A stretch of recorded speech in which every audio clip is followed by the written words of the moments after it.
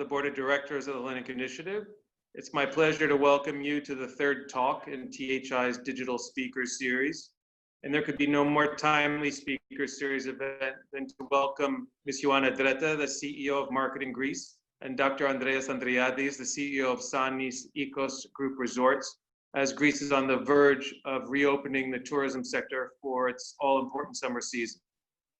Ms. Dretta has served in the tourism sector in different positions since 2011 and is currently CEO of Marketing Greece, a nonprofit organization which works directly for the promotion of Greek tourism.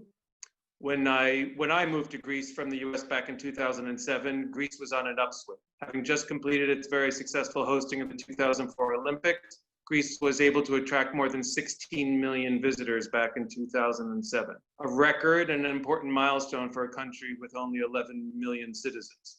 Then the financial crisis struck and the economy tanked and employment soared.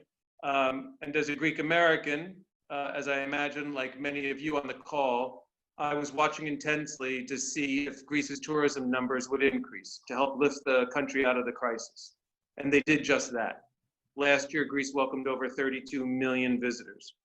And each time for the last years, whenever I've seen something done well in the Greek tourism sector, such as an ad campaign, marketing videos, promotions, etc., Ioanna Dretta seems to always be behind it.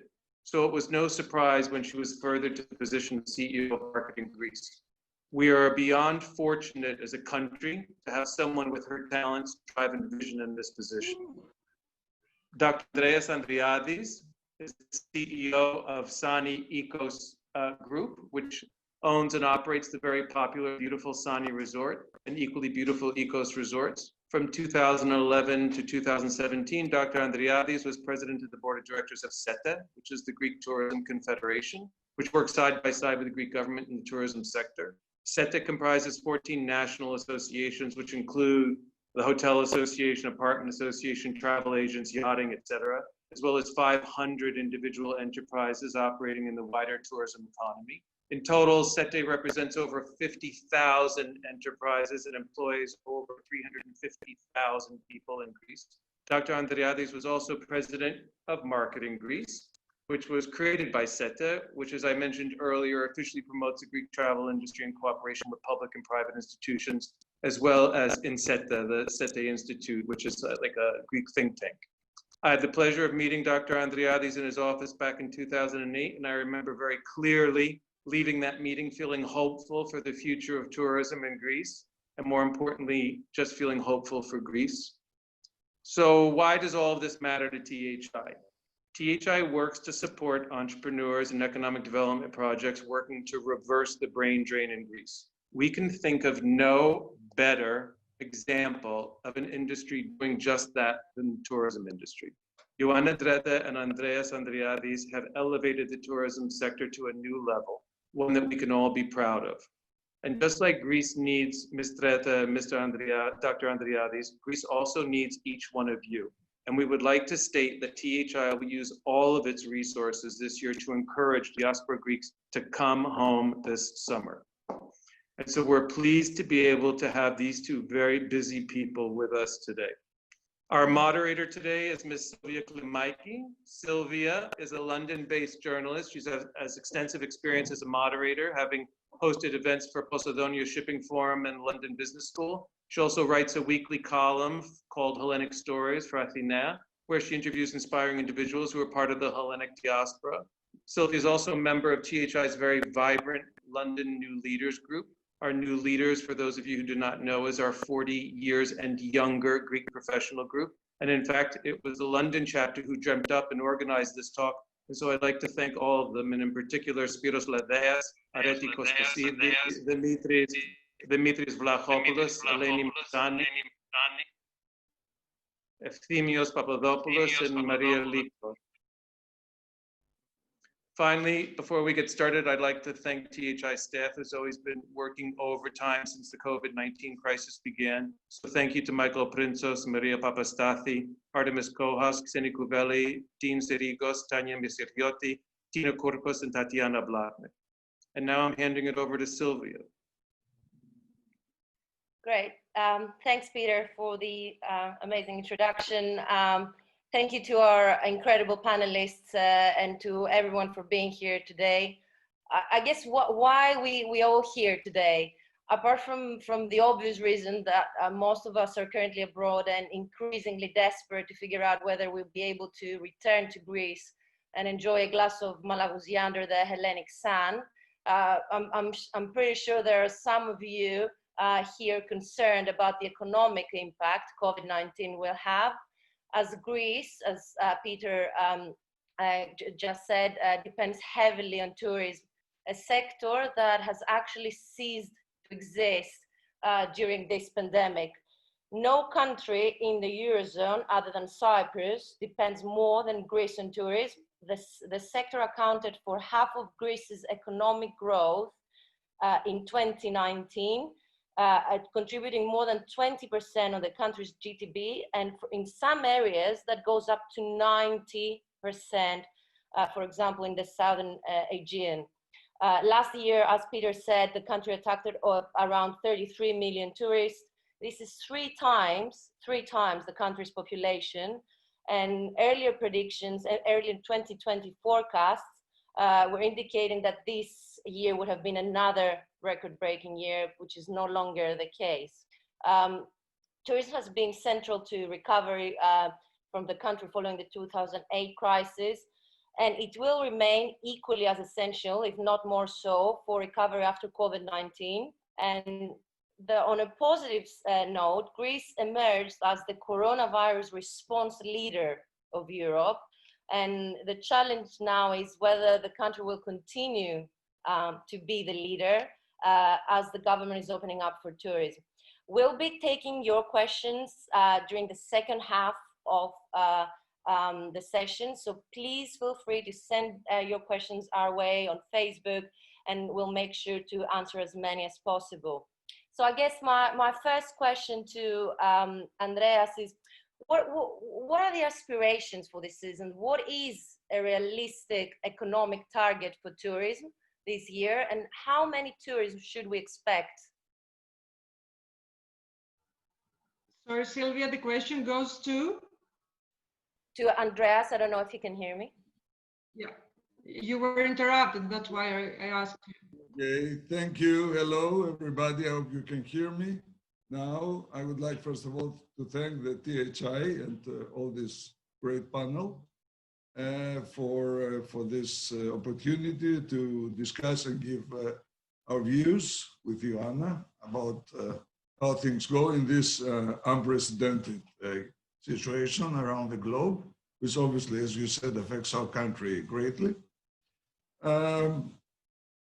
First, I would like to note that the handling of Greece really has been really impressive for me, the handling of the pandemic, and puts Greece in the probably best pole position for the restarting of tourism. This is obvious, and we have to congratulate, first of all, the Greek people, because although we are not very famous for following rules, this time people followed rules, followed government initiatives simply because they believed we were the right people in the right place. So we had the right scientists, and we were inspired by a government that really put first things first, which was obviously to protect the health of the people.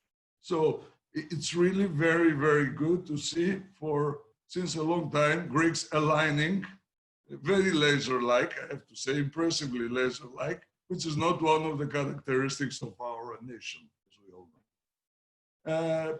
Now, what are the predictions? It looks like the whole industry converges around the 1st of July as a possible date to restart tourism. This date is important, A, because it looks like airlines start to be planning starting flights around mid-June to end June. It will not be July, it will not be a month where the full flight capacity will recover, but it will be the beginning of the turning of the wheel. And that's a very important, as we say, in Greece, the beginning is half of the effort, and July indeed will be half of the effort to restart. And that's a machine that is a big machine, and we have to restart it. So I think July will be the month where it has to be facilitated by European Union agreements and by bilateral agreements of Greece, first with countries that are also in a phase where the pandemic is going down rapidly, and then with the remaining countries. It's still maybe a couple of weeks away before we have full visibility of the flight resumption. But as we all understand, the flight resumption will be the key, and obviously the resumption of flights from the US to Greece will be the key in, when we start seeing business restarting. So I believe July will be this time. Hotels are preparing. July will be a month where all protocols will be tested. The effect of maybe a couple of million or maybe more people visiting Greece from other countries, including the Balkans, road traffic will be monitored. We hope that the pandemic will stay at very low or zero level, because obviously this will be the ultimate test. And probably Greece will be the first country to open and see what's happening.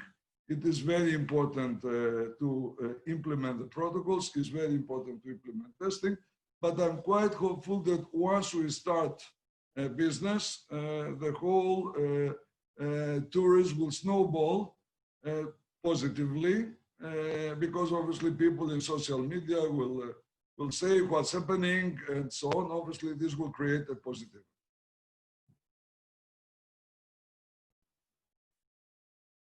Is anything else you would like to add? Yes, yeah, Ioanna, go on. Okay, sorry, I didn't hear the question. Sorry, it keeps interrupting. Sorry. So I guess we're just trying to make some predictions here, although it is quite difficult, and try to see how many tourists we'll be expecting for this season and what will be the hit on the economic impact. So I was wondering whether you have some views on that. Yeah, I didn't try to avoid this, but as we all understand, it's very difficult to now give a number. I believe that if Greece manages to recover anything above a third of last year's numbers, it is the base case. I mean, Greece recovering a third of the business. And if we achieve, because we start from zero, basically, right? I mean, we lost already a big part of the season and a big part of the connectivity. If we recover a third, it will be a good base. If we get to half, it will be an amazing result. So I position, between a third and a half. The top end will be the half of business last year, and I think the base case will be about a third. So that's my guess at this stage, although I explained it's very difficult to calculate now, not knowing the flights, not knowing the evolution of the pandemic in main source markets for Greece. Of course, and that makes complete sense. Like, making predictions and forecasts right now is not the easiest thing. Ioanna, how difficult is your job now? How, what are the countries trying to open up? Do you have any specific campaigns that Marketing Greece is going to launch in the next few weeks? Anything you could share with everyone? So first of all, I want to thank everyone in the Hellenic Initiative for the invitation. I'm really honored and really, really happy I'm part of this event. I'm following the Hellenic Initiative since the very first moment, so I have one more reason to be happy to be here with you. And of course, I want to thank all these people watching us today. I'm overwhelmed with all those messages I got yesterday and the day before from people I do not know, and I understand that tourism is a very hot issue and very close to the heart of the Greeks around the world. So, given the environment, as you said, Greece is a response leader regarding the coronavirus crisis, which is amazing and unprecedented for many reasons that Dr. Andreadis explained. the same time, we got fantastic organic promotion and attention from really big media mentioning Greece and acclaiming the performance of the country. So our brand is, of course, stronger now than it used to be. And now our job is to do the next step and have a new campaign and work on helping even more the brand to be and inspire people to keep Greece at the top of their mind. Either they're Greeks, of course, either they are internationals.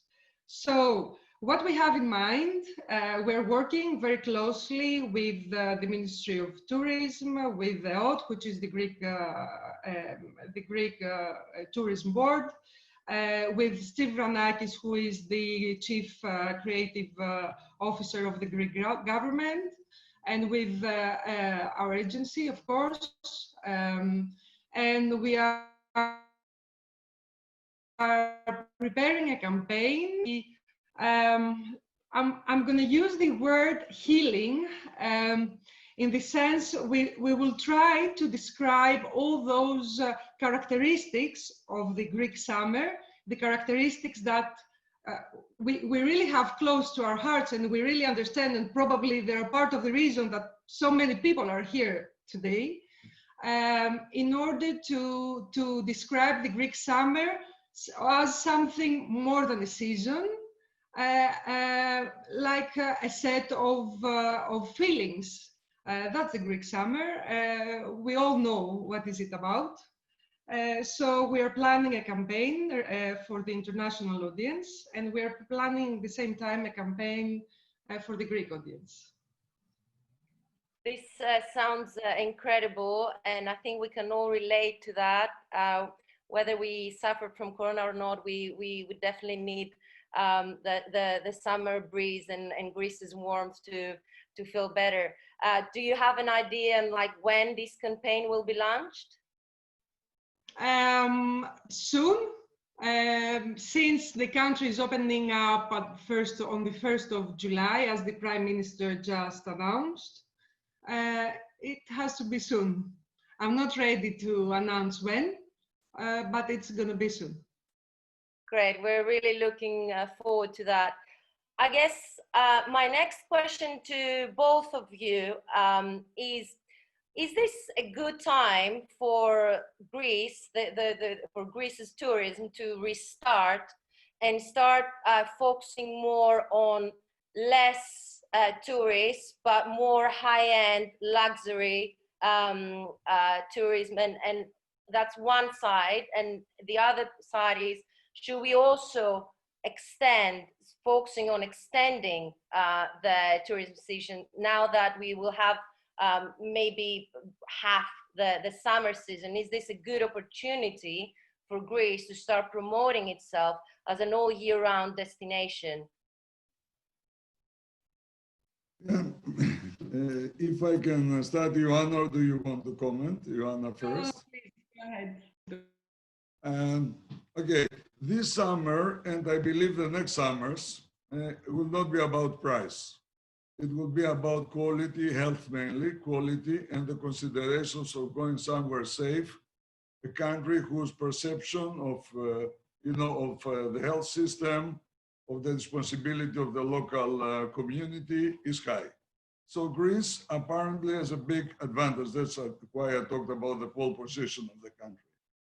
So this year, it will be, first message will be how government and companies will reassure the people that they come and they are safe. At the same time, how do we reassure the local communities that there will not be millions of tourists who will bring the virus back to Greece once we got rid of it? So it's a double question. This clearly has to do with two things. First, starting carefully, starting with countries that have in the same phasing like Greece. Secondly, doing extensive testing. I think it's always a very good idea for anyone living Europe or the US and traveling this summer to do a test in advance. Although it's not going to be a requirement, it will be a very good message and a very socially responsible message to be tested before traveling. Obviously, the country will be welcome, and at the airports they will take the thermometer, the temperature, and we will have resorts like our resort, where we will be testing people anyway who haven't done the test. But it cannot be that every hotel and every community can test everybody coming there. So it will be a very important message that the people understand that it was a good idea going to a country that is basically corona safe to be tested in advance and not to burden the system and spread out the virus. So I think that's one thing that we will need to communicate well to the guests who are coming. And they will, of course, feel much more, relax themselves traveling and not getting in a country where they will be tested and they will have to be quarantined, 2 weeks, etc. So it will be very important to create this reassurance to people coming that they are coming to a very safe environment. And it will be a combination of the visitors and of the Greeks. Now, I know visitors will be a couple of categories or more. Will be people who don't care about the disease that much, are not that much afraid, and probably they don't want to be tested as well, they refuse, it's one category. And people who either have been through the disease and they are immune, or who are more careful and they want to travel and they are tested. For me, testing, as it becomes very widely available now, all over the world, will be a key prerequisite in creating the first momentum in July. Obviously, then there will be a lot of precautions, a lot of protocols. All the Greek companies will wait for government protocols in the next week.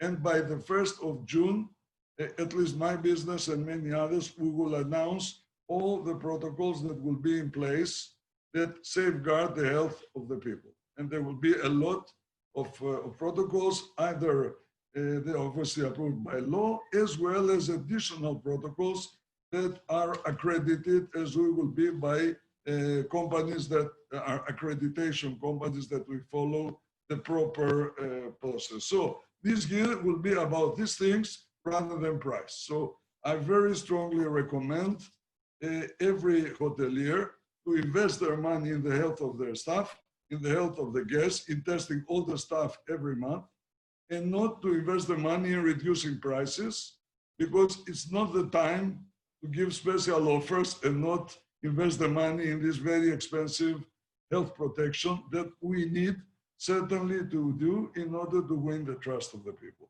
It's going to be a game of trust, a game of quality, so necessarily it will push tourism more high-end, because people who are traveling will be willing to spend, but they will be willing to be, they would like to be protected. So naturally, the lower end of the market will suffer most, because it cannot reassure the people to the level that the upper segment of the market can reassure the people that visit about their health. So it will be more or less, I think, an automatic process.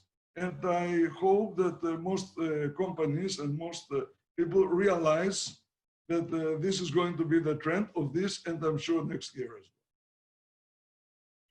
Thank you, Andreas. Ioanna, what are your views on this topic? Is it a good opportunity for Greece to restart and position itself as a more high-end destination? First of all, I have to say that it's not easy to be on the same panel with Andreas Andreadis, but I'm going to try to give some more comments. Always a crisis, it's an opportunity to get better. Unfortunately, we all know that. Even at the personal level, it's always painful. But I think that we should keep in mind some aspects of what tourism is. For example, the nature of tourism. tourism is not just a sector, it is, let's say, a chain of values. It's a super multi-stakeholder sector where the government, the local governments, the private sector, even the society shapes the final experience of the visitor and the tourist. So what I mean with that is that it's not easy to have a strategy and implement it. Implementing a strategy in tourism, or even having one, means that all these people are coordinated towards the same goal. It's not easy, we have to admit that, especially in Greece, where coordination and working together is it's not like our best characteristic, although we know that under crisis we overperform. That's my first comment regarding the nature of the sector. Then I would like to comment on this, I'm calling it like, no, it's a political construct, the 365 days destination. What do I mean? That Greece has something like 70 or 80% of the income from tourism, from leisure, from summer vacations, which is normal since not only our product is towards this direction in terms that, you know, we have all those islands, we have all that coastline. The same time, the demand is seasonal. People normally travel during summer. Well, they travel during summer as a first priority, and then probably they have a city break or they travel during Christmas. So it is, I would say, maybe too much to talk about tourism throughout the year. But yes, we need more blended product. Yes, we need extended season. I mean, the shoulder months, like early summer and early fall, are very nice months for Greece. Yes, probably mountains or villages. And of course, yes, activities, so the product is more blended and more enriched, but the country will remain as the ultimate summer destination. Of course, with fantastic city break, Athens and Thessaloniki, with potential, and probably event and incentive, which makes the curve flatten, to use this very popular term for a different scope. And of course, we are supporting the geographical distribution, but in any case, since the demand has seasonality, our offering is towards this seasonality. Then regarding I wouldn't say quality, because it's a very bad word, totally politically incorrect, but the truth is that we need to invest on the spending of our visitors and tourists, and not on how many they come to the country. Thank you, Ioanna. I'm going now to open it up to the rest of the THI Young Leaders community here in London, so that they can also ask some of their questions. And then down the line also, we're going to be asking questions from people that are sending the questions via Facebook or via Zoom. So the first person is Eleni Mitsani. Eleni, I don't know if you can hear me.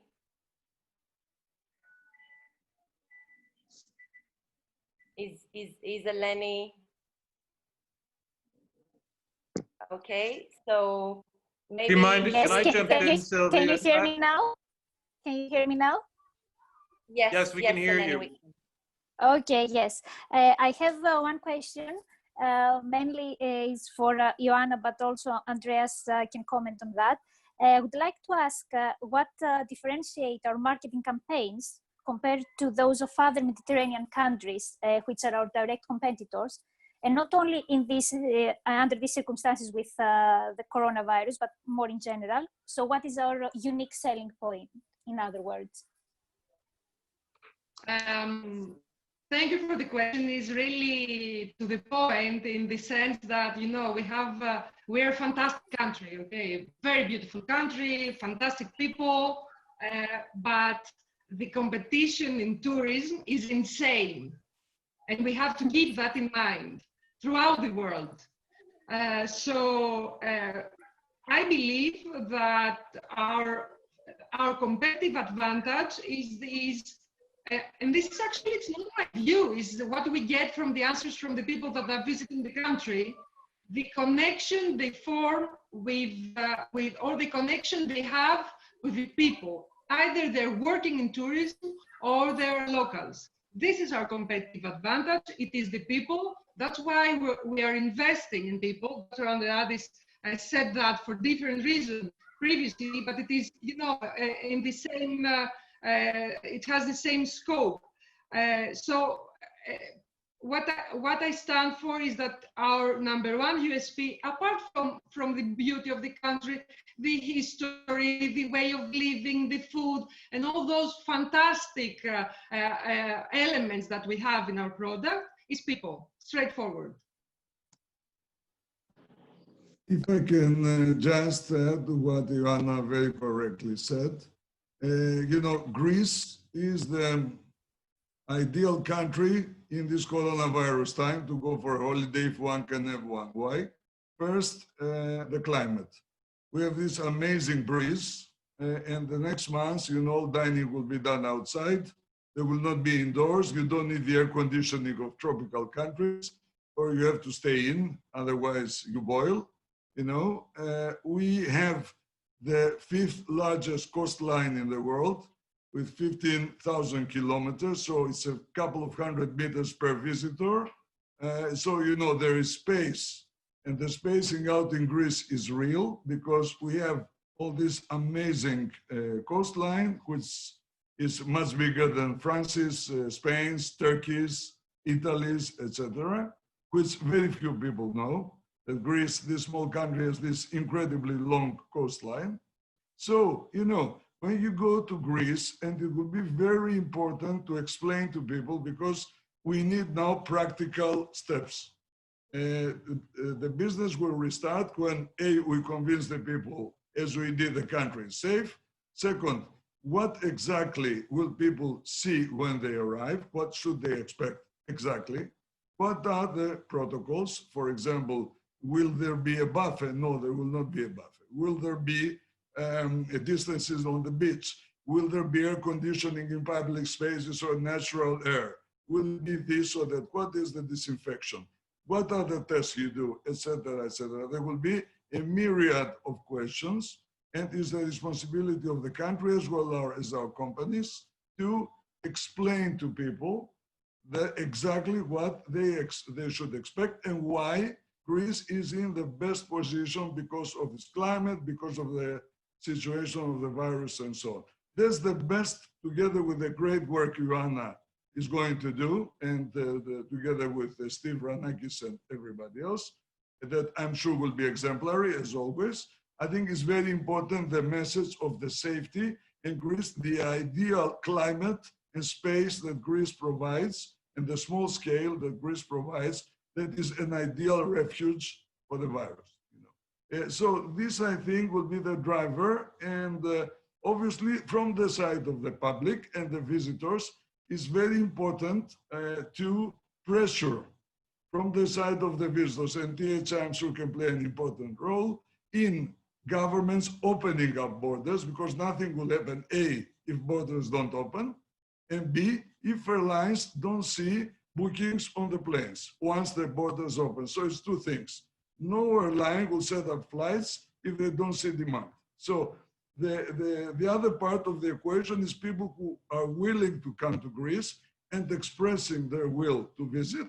And of course, bilateral agreements allowing the first flights to resume. I think these will be the practical steps and the reassurance will be the starting of this new age of Greek tourism.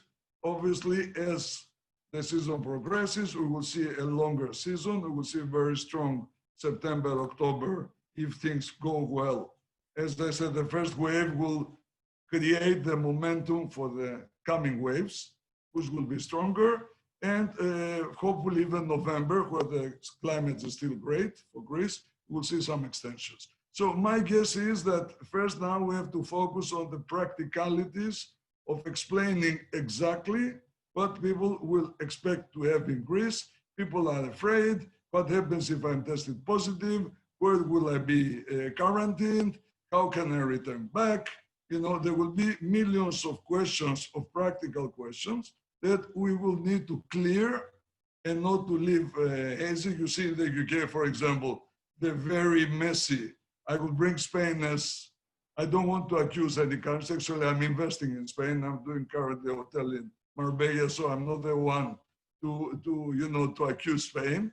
But the very messy way, I would say the government there has handled the whole thing. And again, I have to congratulate our government, and SETA also helped a lot in focusing towards the right decision. So Thank that's for you, me. Andreas. Things will start. Can I add something? Yeah, I was about to say that I saw you unmuted your phone, your mic, so I just wanted to see what you're talking about. And then Peter, I'm going to turn on to you because I know you have some questions to ask. I would like to add that, we should keep in mind that when the country, the notion of country many levels, we have the central national messaging, then we have, of course, more tactical stuff done for the region. All those informative and more practical messages coming from the companies. So what we both described is complementary. I mean, I refer to the national level of creating the appetite to go to a country, and then ending up to all those practical informations that are needed for someone to finally decide and make a booking. Yeah. You have some questions from people that are sending from on Zoom. We have hundreds of questions coming in from people who are watching right now. There's just one question I wanted to ask, and then I think you go back to our folks of our New Leaders Committee in London, who I know also have questions.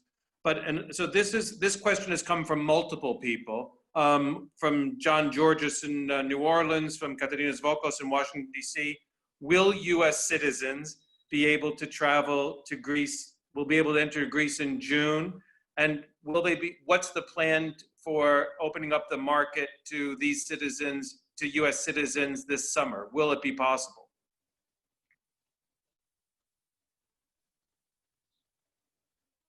Well, this is obviously a government decision. I think the Prime Minister, as he has very clearly explained, says that, we are ready to open Greek borders without any quarantine. So it's a very clear message. When will this happen? This will depend completely on the situation of the virus, of the pandemic spread in different countries. Already, for example, with the Balkans, where the spread is very low, similar to Greece, Bulgaria, Romania, and so on, they already discussed to open very soon, maybe by mid-June latest. I think with Germany and Austria as well, it will come by end June. And I really hope with the UK as well, it will come by the first days of July. The first airlines have announced flights from London, Manchester to Greece early July. So they believe as well that by then the situation in the UK will be okay. So, it's a dynamic situation. Now for the US, it depends completely on the way the US government, I'm sure the ambassador in Greece and the US authorities discuss with the Greek authorities. We have a very active people, not only the Prime Minister, a lot of people. I mean, tourism is a big business in Greece, and you bet that everybody has a lot of pressure to, to open up. So I think the earliest possible will come. I cannot say if this will be possible from 1st of July. It depends on the US situation in the coming. Now, I don't see how a Greek resident in the US will be differentiated by any other US citizen. I don't believe it will be based on nationality situation. It's based obviously on the permanent residence. Where do you file your tax? In which case people who are returning to their tax base obviously have a priority, but that's not about tourism, right? That's about returning to your base. Everybody else will be treated equally, I believe. And the whole thing is how much pressure there will be to governments to open up the borders. Thank you, Andreas. Ioanna, I don't know if you have anything to add.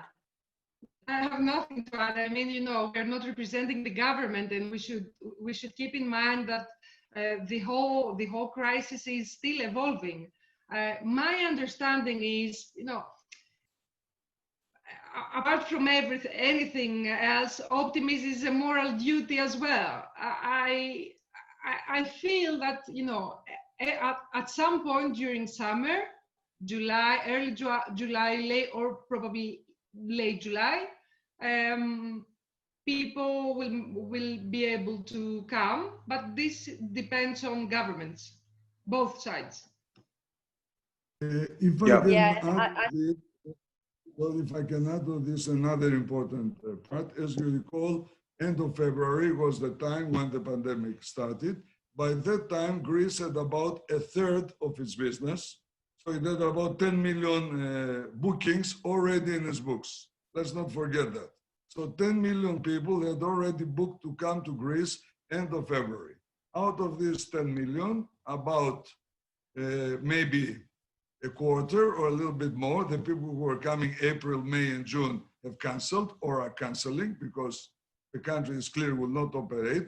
But this still leaves maybe another 5 million people who have already booked July onwards. So first step is how do we convince these people who have a hotel reservation, have a flight, that this flight is going to happen, and the hotel will open and they can still come for their holiday. That's the first start, practically, to restart the business. First, the existing bookings. So our effort at this stage, and then the people who canceled from April, May, June, how do we rebook them for the later part of the season or for next year? So that's really the way the whole thing will work. And airlines work exactly like this. They try to push bookings of flights they cancel to later dates, rather than or giving back a voucher and keeping the voucher for a later day. So it's a whole thing of how the whole thing will restart. We start from zero business, but we have already some bookings, right? And there are quite a lot. I mean, there are not few. 5 million bookings is a lot of bookings still. Yes, and it's half of Greece's population, right? Sorry, Peter, go ahead. No, go ahead. Go ahead. So I guess our next question is from Areti, who is part of the THI Young Leaders community here in London. Areti. Hi to both of you. So the question came from the social media the other time, and it was basically what we can do better. So it probably goes more to Dr. Andreadis, that I know you are a very successful businessman. You provide top-notch hospitality, great service, and everything. From your experience, what can we do to apply that in a country scale approach for Greece? Are there any reasons that potentially Greece is less attractive destination than other touristic countries? Are the areas that we can further develop so we can improve the quality of services that we are providing to our tourists? And I mean it both domestic and international. Ioanna, maybe you want to answer? I'm not sure I understood really well the question because it was Okay. interrupted. So I will start, Ioanna, and then you catch up. look, Greece has gone a long way since the Olympics in 2004. I mean, the percentage of five-star hotels in Greece in the last 10, 15 years, particularly during the crisis, has tripled, you know? So we have a product that is incomparable. Anyone who is coming regularly to Greece, it's clear that Greece is not comparable in what it's offering today with what Greece was 10 years ago or 15 years ago. That's a fact, I think. Secondly, as I'm not the president of SETA now, it's Yannis Retsos, but we follow in SETA regularly questionnaires and statistics from people who have been in Greece compared to similar questionnaires and marks to countries like Turkey, Spain, Portugal, Italy, France.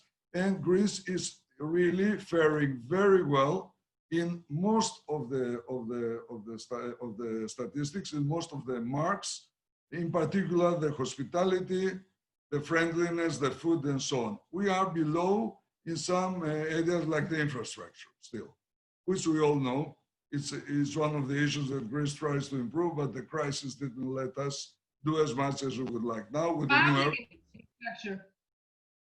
Public infrastructure. Correct, public infrastructure. So I think we have done quite a lot, but as I said before, I think naturally this pandemic will push business to higher quality, to more green, to more sustainable business, which is completely aligned with the health issue.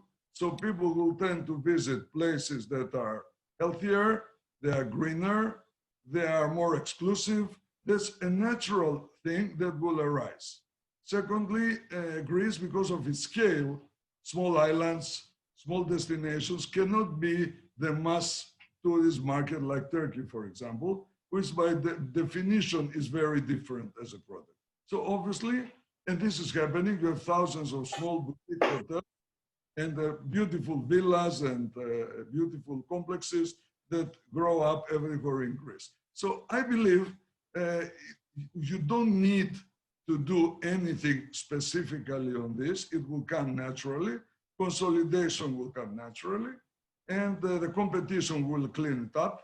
And I believe the only thing we have to do is invest every business much more in quality, understanding the coming years will not be about the price, it will be about the factors I just explained. If someone understands this and invests there in the sustainability, in the quality, in the health, in the service, you know, in the infrastructure, I mean, this is the winning formula. And Greece has so much potential. Don't forget that many people who, you know, were not choosing Greece were going to, some of them to cruises, the cruise business all around the world, some of them to Asia, you know, or to the Caribbean and so on. And I talk about the European market. These destinations, Spain was a big competitor, Turkey, the perception of Greece for next year is so much more powerful than all these competitors that I don't worry at all about the demand for the country for the next season. As long as we win this season and we manage to have all these people coming and not having problems with the disease, with the service and so on. And no incidents of, you know, not handling the people properly, the guy is stranded in quarantine and complains with the family, you know, these practical things that the country has to handle very, very carefully and properly. Thank you, Andreas. Ioanna, I know there were some technical difficulties. I'm just, so Areti's question was about areas that you feel that Greece's tourism should improve on. So I don't know from a communications, marketing perspective, whether there are certain areas you have, you know, you would like to Greece evolving and like, you know, taking the next step. Okay, so at this point, I think that I'm the less inspirational answer, in the sense that don't forget that at that point we are in an existential phase. I mean, we are in terms of income from tourism at zero, and we are trying to fill the huge void that the GDP will have at the end of the year. So I would say that from a communication standpoint regarding this year, in a more tactical approach than a more strategic approach that of course is needed, is that we need to go with the flagship products. I mean, these are the products that will attract people coming to Greece. So I would be a bit more practical at this point, and and that is my answer. Thank you, Ioanna. And I guess one more question to you from Sotirios Goundas. Kalispera says, how is the tourism sector leveraging technology to adapt to the current situation? For instance, the Greece from home is an interesting and innovative pivot. I'm pretty sure we've all seen that Greece from home while lockdown. It was incredible. But clearly won't sustain the sector, Sotirio says.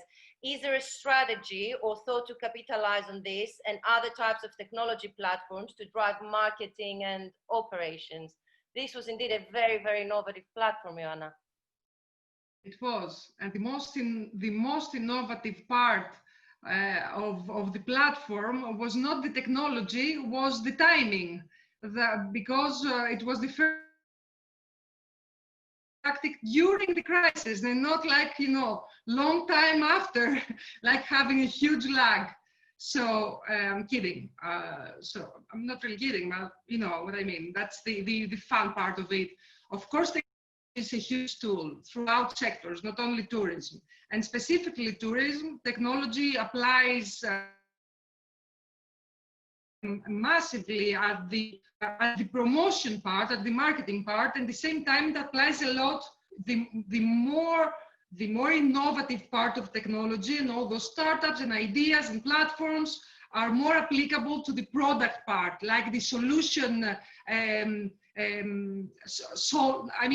The problem-solving answers given by technology. But moving back to what I do, which is promotion of the country, Greece from Home was indeed an innovative reaction of our country. The collaboration of the timely collaboration of the private sector and the public sector, which is, I have to mention everything, allow me, the Ministry of Tourism, the GNTO EOT, as we call the Greek Tourism Board.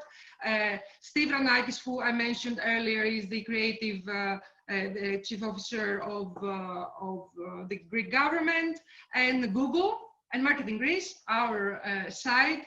We worked all together and we launched this platform, which went crazy, organically spread out all over the world. And I have to mention that, especially in the States, the success was huge. I'm sure that many of you were part of the success. I'm pretty sure. I think it was shared by hundreds of Greek Americans. Like, people were so proud of it. I mean, it was so well done. So congratulations. It went crazy. The States from Home went crazy. Yeah. We have time for one last quick question. I don't know if Dimitris is online and can answer the question from THI Young Leaders. Thank you. Thank you for such an interesting discussion. So straight to the question, what is the potential market size of the Greek domestic tourism in value terms, or as a percentage of the total tourism, especially if we think the fact that this year Greeks will not travel that much abroad, so probably they will allocate most of their budget to travel domestically. So in other words, how much do Greeks spend abroad when traveling, and what percentage of this spend can we actually capture in Greece? Thank you. Thank you, Dimitri. Andreas, I would like an answer from both of you. It would be good if we can keep it short to a minute each. Thank you. Yeah, very quickly, Greek domestic tourism has shrunk to about 7-8%. So it's a little bit over $1 billion. Out of the 18 billion, it's 1.2, 1.3 billion last year. So it's very small. However, you have at least another 3 billion that Greeks spend traveling abroad. Obviously, they don't only go abroad for holidays, they go to see their kids that are studying in the UK and many other things, so it's not only tourism. I agree with you, maybe it will, we will catch a part of this. I don't believe it will go much more than 2 billion at best, because also the crisis is affecting the spending of the Greeks. So that's it. If I said a good scenario would be about 35 to 50% of the 18 billion, so you can make your calculation. A third of it probably will be domestic, and the other 2/3 will be, you know, people coming from abroad. That's my guess. I agree with the guess. I think it will be top 2 billion. I think this is an opportunity to mention staycation as a term, which is trending from stay and vacation, staycation. All countries are championing staycation for their citizens in order to keep the income in the country. So we should keep in mind that while we are opening the country to welcome our visitors from the countries around the world, at the same time, these countries keep people in their countries and spend their money there. Yes, that makes complete sense. I guess we are running out of time, so I want to give an opportunity to both of you if you have any final remarks on today's discussions and anything to, you know, maybe a wish for this summer, for how this year might end for tourism for Greece. Andreas, do you want to go first? Yeah, I would like, what people, and especially the US and the UK community of Greeks can do is just move and book at this stage their holiday from the 1st of July onwards, because really this is the vote of confidence, and we believe the Greeks first living abroad should give this message to everybody else, that they support their country, that they believe in their country. I mean, it's very healthy holidays, because clearly Greece will be zero by then concerning the pandemic. It's already zero, you know. So, you know, voting with your, with your commitment to book, which will help airlines to plan flights, because airlines are, as we all know, in a very difficult situation, and they will be very hesitant to book flights if they don't see enough demand. They will reschedule and reduce flights. So people going on and getting to new bookings, we need to start seeing from the beginning of June, new bookings in the systems. I mean, this is what will turn the wheel, will start turning the wheel. Thanks, Andreas. Ioanna, any final remarks? Yeah, I'm gonna go on a more personal remark. Still, I'm working in tourism, and still after 2 months and a half, 3 months, I've lost completely the sense of time. I feel that I'm playing in a movie, because what has happened is unbelievable, and the impact in the Greek economy and to the Greek economy and to the Greek society will be immense. So my message tonight is that international Greeks around the world are very important multipliers for our message around the world. And this is very important for us. And let's close this very interesting event. And thank you again for having us today. With believing in optimism. Optimism is a moral duty after all. Thank you, Ioanna. Before I pass it over to Peter, just to say that for me, the summary is pretty straightforward. We need to test in advance, be social responsible, book our flights, and come to Greece. This is like what we need to do as a diaspora, to come to Greece to heal ourselves. We're really looking forward to your campaign. Just to remind everyone who hasn't joined our newsletter to join THI's newsletter. And the THI has this COVID-19 emergency fund. You can find more on the website. We would ask all of you who are able to do so to go on the website and donate. And you can find where on the website where the money goes and more details about the causes. I would like to thank everyone, and in particular THI and Peter, who is the driving force behind everything, and we wouldn't have been possible to do today's discussion without THI's incredible work. Peter. Thank you, Sylvia, for doing a wonderful job. Thank you to all of our THI new leader members in London. A huge thank you to Dr. Andreadis, and a huge thank you to Ms. Ioanna Dretta for being part of this extremely interesting discussion. I think we could have all stayed on this call for a number of hours. We were flooded with questions. I'm sorry we didn't get to all of them. Like Sylvia just mentioned, you can visit THI's website. You can also visit our Facebook page to watch this talk afterwards. I would encourage all of you to visit Marketing Greece's wonderful website. And you don't have to take my word for the fantastic work that Ioanna and Andreas have done. All you need to do is visit Marketing Greece's fantastic site, marketinggreece.com, to see what a tremendous job they have done marketing this country. We're so proud of you, our relationship with you, and all the great work you've done for Greece. Thank you. And we look forward to seeing you all at the next event. Thank you so much. Thank you. Thank you. Thank you, Ioanna.